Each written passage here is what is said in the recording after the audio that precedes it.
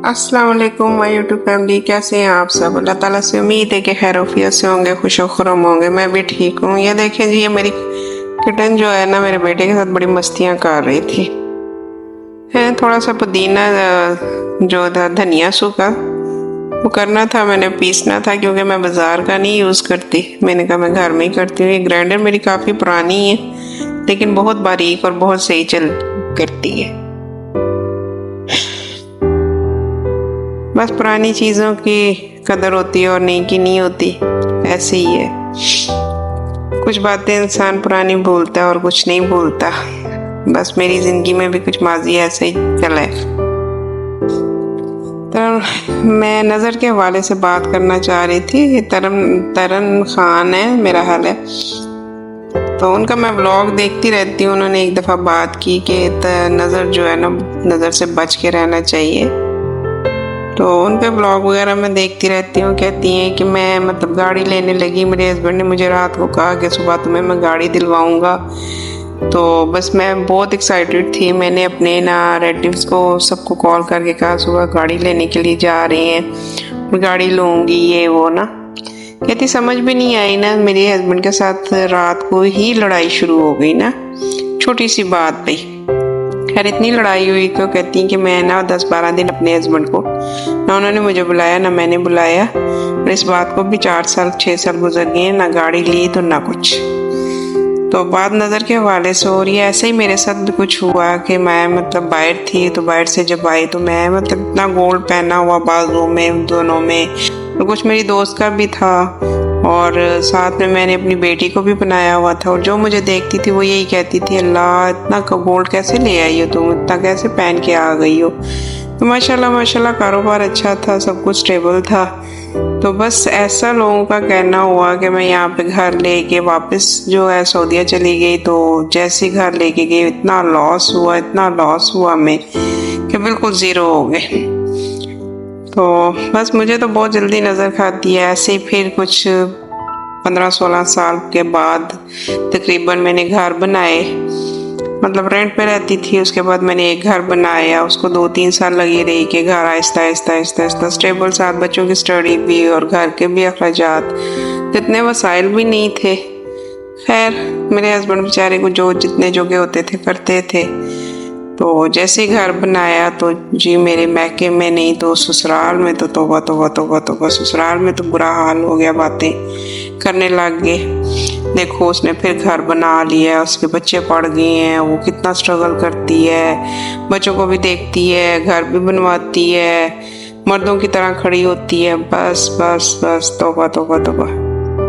ऐसे हालात फिर मुझे देखने पड़े हैं ना दोबारा से कि मुझे तो कुछ समझ ही नहीं आ रही, होश ही नहीं आ रही। मेरा फिर एक घर भी बिक गया और दूसरा घर जो था उसमें रह रहे थे। मेरे हस्बैंड आ गए, उनको हार्ट का मसला हो गया। उसमें फिर अल्लाह माफ़ करे नज़र ऐसे खा गई मुझे कि समझ ही नहीं आ रही थी, कभी मैं बीमार हो जाऊँ, कभी मेरा बेटा बीमार हो जाए, कभी बेटी। तो जॉब पे चली गई और हार्ट का प्रॉब्लम हुआ तो मेरे हस्बैंड को हार्ट का जो है पीस मेकर लग गया, हार्ट की मशीन लग गई। तो फाइनेंशियली इतनी टेंशन हो गई कि मुझे कुछ समझ नहीं आ रही ना।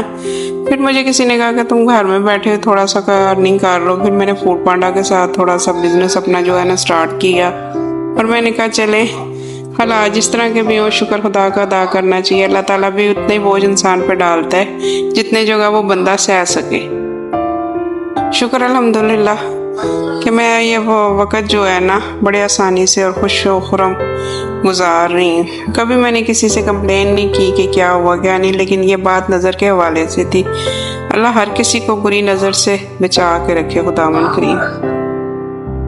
तो बस अल्लाह किसी के ऊपर ऐसा वक़्त ना लाए कि जो हालात मैंने देखे अल्लाह किसी को ना दिखाए, क्योंकि मैंने तो बचपन से बड़ी सख्तियाँ वगैरह देखी हुई थी।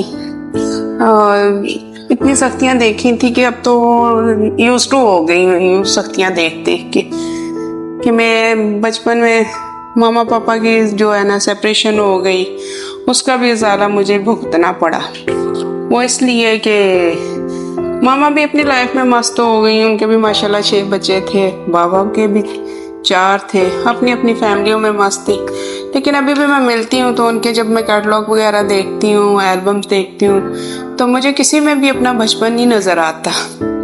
अगर अम्मी की तरफ जाऊँ उनके एल्बम देखती हूँ तो उनके बच्चों के होते हैं, बाप की तरफ जाती हूँ तो उनके बच्चों के होते हैं। खैर फिर भी अपने आप को हौसला देती हूँ, मैं अपने बच्चों को देख के बहुत खुश रहती हूँ। लेकिन जो टाइम गुजर गया होता है वो वापस नहीं आता, क्योंकि जो सरवाइव मैंने किया है अल्लाह किसी को ना करवाए। तो बस मेरी माँ की भी कुछ मजबूरियाँ थी, वो भी अकेली थी, उनके साथ भी कोई चलने वाला नहीं था, एक ही मामू थे। उन्होंने फैसला मेरे बारे में गलत किया। खैर उन्होंने भी जो गलत किया वो आज उनके साथ भी वही कुछ गलत हो रहा है। कहने का मकसद ये है कि इंसान अल्लाह किसी के साथ इस तरह के हालात ना करे, किसी के माँ बाप को दूर ना करे, क्योंकि आजकल की तो नस्ल में बर्दाश्त है ही नहीं है। उस वक्त तो फिर कुछ लोग बर्दाश्त कर जाते थे या कोई बात कर जाते थे, आजकल तो ना लड़की में बर्दाश्त है और ना लड़के में बर्दाश्त है। अल्लाह ताला जिसके भी जोड़ बनाए ऐसा बनाए कि कोई आपस में कभी ना बिखरे। ससुराल मिलता है तो वो सबसे टफ मिल जाता है, तो सास साहिबा थी तो वो कभी टिकने ही नहीं देती थी, कभी कोई नोक चोक, कभी कोई नोक चोक।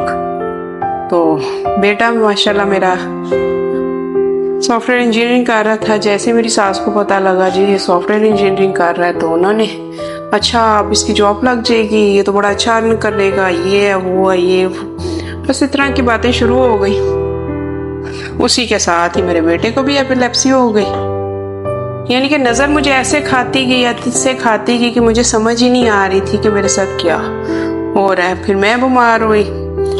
एक नज़र तो थी लेकिन जादू तो वीस तो वस्तगफार इतने हुए कि समझ से बाहर बात होती गई।